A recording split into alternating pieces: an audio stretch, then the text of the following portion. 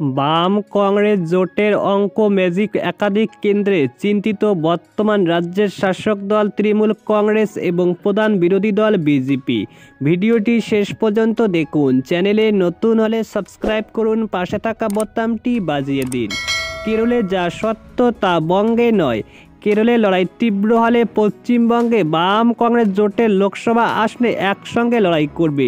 রাজনৈতিক মহলে উঠে এসেছে কংগ্রেসের দুটি ঘাঁটি বলে সুপরিচিত মুর্শিদাবাদ মালদা জেলায় জোটের শক্তিতে চিন্তিত রাজ্যের শাসক দল তৃণমূল কংগ্রেস, বিরোধী দল বিজেপি।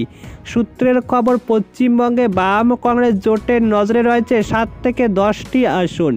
পঞ্চায়েত ও পৌর ভোটের ফলাফল ধরে এই আসনে ঝাঁপাবে বাম কংগ্রেস আইএসএফ জোট।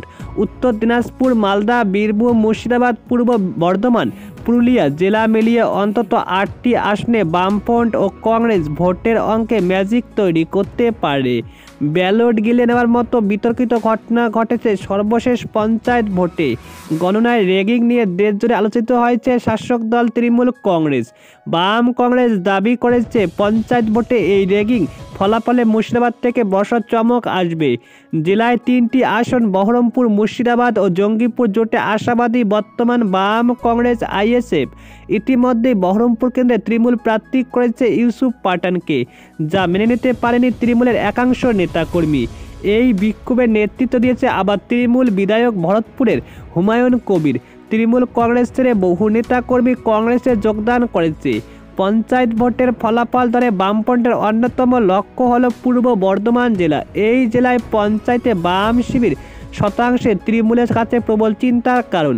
বীরভূমে বাম ভোট শতাংশের হারে উল্লেখযোগ্য বৃদ্ধি পেয়েছে। সিপিএম মনে করেছে পঞ্চায়েত ভোটের মতো র্যাগিংয়ের সুযোগ লোকসভায় পাবে না তৃণমূল কংগ্রেস। বাম ভোট আরও বাড়বে এই দুই জেলায়, চমকের সম্ভাবনা থাকতে পারে। মঙ্গলবার কংগ্রেসের দ্বিতীয় দফায় প্রার্থী ঘোষণা করলে তাতে নাম নেই পশ্চিমবঙ্গের। জানা গিয়েছে বাংলায় জোটের আসন রফা এখনও চূড়ান্ত হয়নি।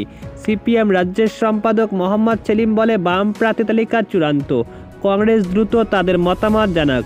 জোটের তৃতীয় শরিক আইএসএফে আসন রফা চলছে। পশ্চিমবঙ্গে প্রদেশ কংগ্রেস সাথে অধীর রঞ্জন চৌধুরী পূর্ণ সমর্থন করবে সিপিআইএম।